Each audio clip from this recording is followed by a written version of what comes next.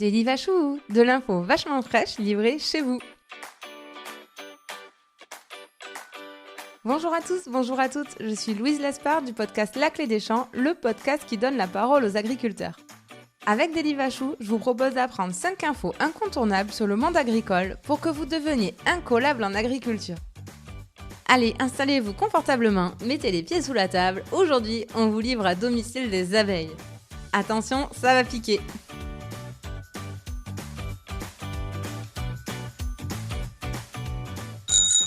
Première info, dans la ruche, la colonie d'abeilles est essentiellement composée de femelles. On a les ouvrières, ce sont celles qui font tout le travail dans la ruche, nous y reviendrons après. Et puis on a la reine, celle qui a donné naissance à toutes les abeilles de la ruche. Elle est en charge de la survie de la colonie en assurant leur reproduction. Elle sort une seule fois dans sa vie pour s'accoupler avec une dizaine de mâles. Elle peut alors stocker plus de 700 000 spermatozoïdes qui resteront vivants en elle pendant 4 ou 5 ans. Cela lui permet de produire jusqu'à 2000 œufs par jour en été. Deuxième info, il y a aussi des mâles dans les ruches. On les appelle les faux bourdons. Issus d'œufs non fécondés, ils sont dépourvus de dard. Du coup, leur utilité est moindre puisqu'ils sont incapables de butiner et donc de ramener à manger à la ruche. Leur rôle se limite donc à féconder la reine.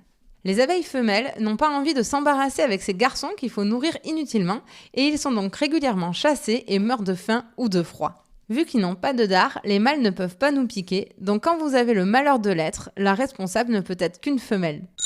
Troisième info, les ouvrières ont un rôle bien défini à chaque stade de leur vie. Au début, elles sont nourrices.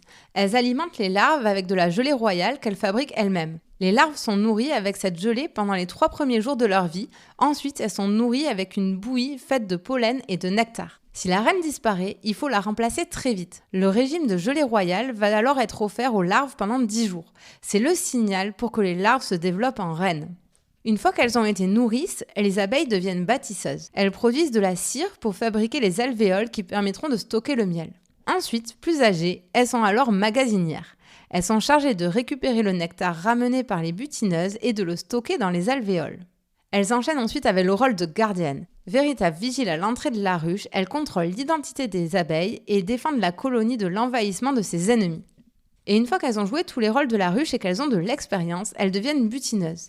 Elles quittent alors la ruche pour récolter nectar et pollen et ainsi ramener à manger à toute la tribu. Quatrième info. Dans la ruche, les abeilles toujours très organisées ont une piste de décollage et d'atterrissage. Elles ont un système de navigation très poussé en fonction de repères au sol et du soleil. On peut quasiment dire qu'elles ont un GPS intégré. Lorsqu'elles ont trouvé un endroit riche en nectar et en pollen, elles réalisent une danse avec des codes bien précis pour indiquer le lieu de l'Eldorado à leurs collègues. Et c'est déjà l'heure de notre dernière info et pas des moindres. Les abeilles jouent un rôle essentiel dans notre agriculture via le phénomène de pollinisation. Quand elles butinent les fleurs, les abeilles se mettent du pollen plein les pattes. En passant de fleur en fleur, elles transportent naturellement ce pollen. Celui-ci sert à féconder les fleurs qui deviendront alors des fruits.